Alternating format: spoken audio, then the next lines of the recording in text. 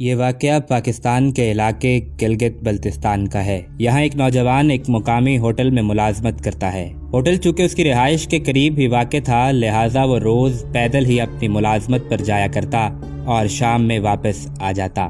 راستے میں روزانہ اس کا گزر ایک قبرستان کے باہر سے ہوتا، لیکن وہ کبھی نہ تو اس قبرستان کے اندر داخل ہوا اور نہ ہی اس کے متعلق اسے کبھی خیال آیا۔ لیکن آج جب وہ اپنے معمول کے مطابق اپنی ملازمت سے فارغ ہو کر اپنے گھر واپس آ رہا تھا تو اسے ایک آواز سنائی دی۔ اس وقت نوجوان وہ قبرستان کے باہر سے گزر رہا تھا۔ یہ آواز واضح نہیں تھی، لہٰذا اس نے فیصلہ کیا کہ قبرستان میں جا کر دیکھا جائے آخر معاملہ کیا ہے، یہ آواز کس کی ہے اور اس قبرستان یعنی شہر خاموشہ میں کون اتنی بلند آواز سے بول رہا ہے۔ ناظرین گرامی، وہ شخص جیسے ہی قبرستان میں داخل ہوا تو آواز کی شدت بڑھنے لگی۔ یہ دراصل ایک خاتون کی آواز تھی۔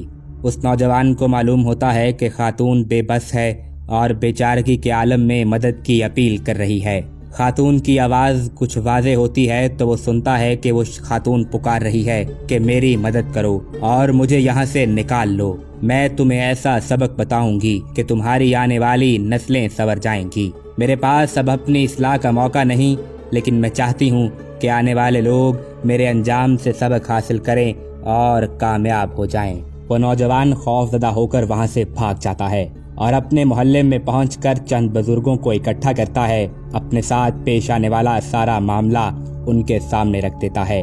بزرگ اس نوجوان کے ساتھ قبرستان جانے کا فیصلہ کرتے ہیں۔ اب وہ نوجوان اور مزید 8 سے 10 افراد اس کے ساتھ قبرستان میں داخل ہوتے ہیں تو وہ آواز ابھی بھی سنائی دے رہی ہے، لہٰذا وہاں موجود بزرگ اور عالم باعمل افراد یہ فیصلہ کرتے ہیں کہ ہمیں خاتون کے پیغام کو ایک دفعہ سننا چاہیے۔ اس لیے اب قبر کی کھدائی کا عمل شروع ہو چکا ہے۔ اتنے میں 8 سے 10 افراد کا ہجوم اب 15 سے 20 افراد کے مجمع میں بدل چکا ہے۔ جب قبر کی کھدائی مکمل ہوتی ہے اور پتھر کی سلیب کو ہٹایا جاتا ہے تو دیکھا گیا کہ وہاں ایک خاتون بیٹھی ہے جو کہتی ہے کہ کوئی میرے گھر جاؤ اور وہاں سے ایک سوٹ لے آؤ اور ساتھ کوئی بڑی چادر یا دوپٹہ ضرور لانا۔ اگر میرے گھر کا پتہ نہیں معلوم تو جاؤ کوئی شخص اپنے گھر کی کسی خاتون کے کپڑے لے آؤ، لیکن ساتھ ایک چادر یا بڑا دوپٹہ ضرور لے کر آنا۔ وہ نوجوان جس نے پہلی دفعہ خاتون کی آواز سنی تھی، وہ اس خاتون کے گھر کا پتہ معلوم کرتا ہے اور وہاں سے اس عورت کا ایک پرانا سوٹ اور ایک بڑی چادر لے آتا ہے۔ وہ یہ کپڑے قبر میں پھینک دیتا ہے۔ عورت وہ کپڑے پہن کر قبر سے باہر آتی ہے اور اپنے گھر کی جانب دوڑنے لگتی ہے۔ ادھر وہ مجمع بھی اس عورت کے پیچھے دوڑ رہا ہے اور عورت بار بار کہے جا رہی ہے کہ تم سب میرے پیچھے آتے رہو۔ عورت اپنے گھر میں داخل ہو کر اندرونی کمرے کی طرف لپکتی ہے اور کمرے کو اندر سے بند کر لیتی ہے۔ ادھر یہ مجمع کی تعداد اب بڑھ چکی ہے اور سب لوگ اس کے گھر کے باہر جمع ہیں۔ عورت ٹی وی لاؤنج میں آ کر ان لوگوں کو اندر آنے کی اجازت دیتی ہے اور کہتی ہے کہ اندر آ جاؤ، آج میں تم سب لوگوں کو ایک ایسا سبق دوں گی کہ جس سے تمہاری آنے والی نسلیں محفوظ ہو جائیں گی۔ قبر سے باہر آنا اور یہ پیغام تم لوگوں تک پہنچانا ہی شاید میری نجات کا باعث بن جائے۔ ناظرین گرامی، عورت نے اپنے ارد گرد پہنی ہوئی بڑی چادر اب زمین پر اتار کر پھینک دی۔ وہاں موجود ہجوم کی طبیعت اچانک خراب ہونے لگتی ہے، اکثر کو متلی ہونے لگتی ہے اور ان پر کپ کپی طاری ہو جاتی ہے، کیونکہ وہ ایسا منظر دیکھتے ہیں جو انہوں نے کبھی پہلے نہیں دیکھا تھا۔ اس عورت کے سر پر ایک بھی بال نہیں موجود، بال تو دور کی بات، یہاں تک کہ سر کی چمڑی یعنی جلد ہی غائب ہے۔ اس نوجوان نے سوال کیا کہ تمہارے بالوں کے ساتھ کیا ہوا؟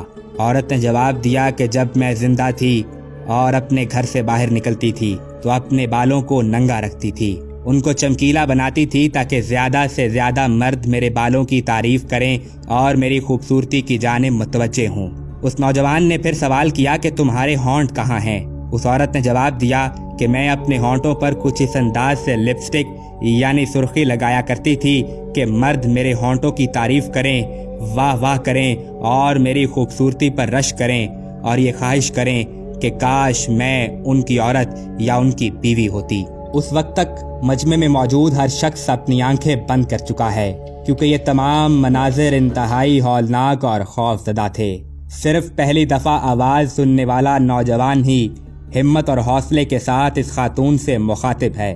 وہ نوجوان اب غور کرتا ہے کہ اس خاتون کے پیروں کی انگلیوں پر جلد اور ناخن موجود نہیں، جبکہ اس کے پاؤں مکمل طور پر گل سڑ چکے ہیں، ایسے جیسے کسی درخت کی شاخیں تیز دھوپ میں گل سڑ جائیں۔ وہ سوال کرتا ہے کہ تمہارے پیروں کے ساتھ کیا ہوا؟